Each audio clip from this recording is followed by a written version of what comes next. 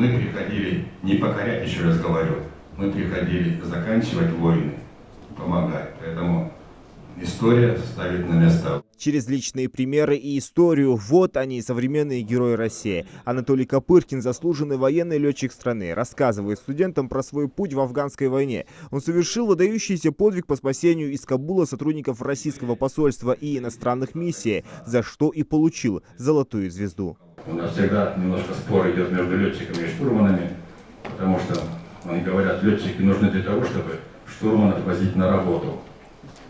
Потому что в воздухе большая работа штурмана. И то он закричал: молодцы, похвалил. Это дорогого стоит, когда штурман за посадку летчика хвалит. И когда все это немножко закончилось, реально я пообещал самолету, что его расцелую. Студенты с интересом слушают спикеров и задают много вопросов. Тяжело ли было вернуться к прежней жизни после всего увиденного во время участия в военных операциях? Моральная жизнь, психика, конечно, она разрушена, понимаете, да, что такое молодой пацан, 18 лет, когда он эти взрывы, там, стрельба и так далее, грохот, это все он там видел по телевизору, художественные фильмы там или читал историю Великой Отечественной войны, а тут реально сталкиваешься, да.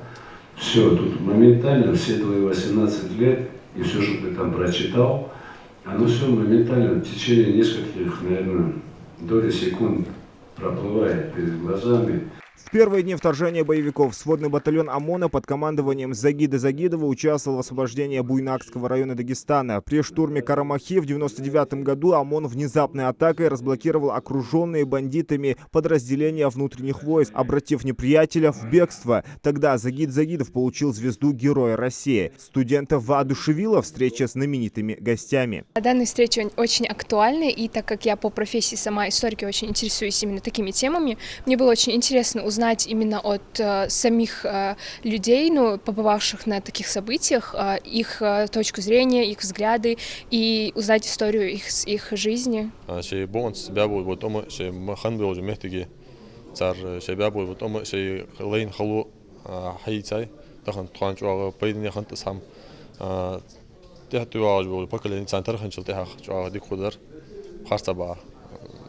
شاش خزاد واسه ده حتی دو جوات اینفورماتیسا ده حتی یوتیوب اونسا تکم بود وناخ گره زدر کم بردین زدر کملین بود وناخ تلدی دیگه اش بوش تیپا центр ханшалтех. Познакомиться с настоящими героями, которые живут в одно с нами время, в одной стране. Это бесценный опыт общения с сильными личностями, у которых правильные ориентиры и своя шкала ценностей.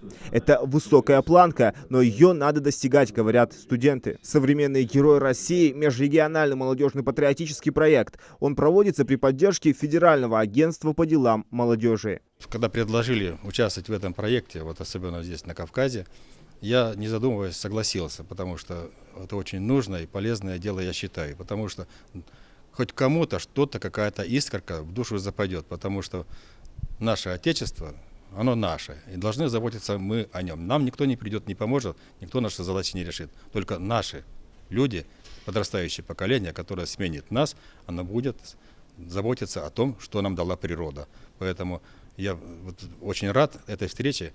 Пригласили сюда нас, мы с удовольствием приехали и что-то попытались донести, рассказать студентам, которые, я думаю, продолжат то дело своих предков, отцов, дедов и матерей. Преемственность поколений – важная связь между прошлым, настоящим и будущим. Надо не забывать, в какой великой стране мы живем и насколько необходимо ее беречь, защищать, отстаивать интересы отчизны и чтить ее героев. Зелимхан Калоев, Рамзан Зурабов, Новости 24.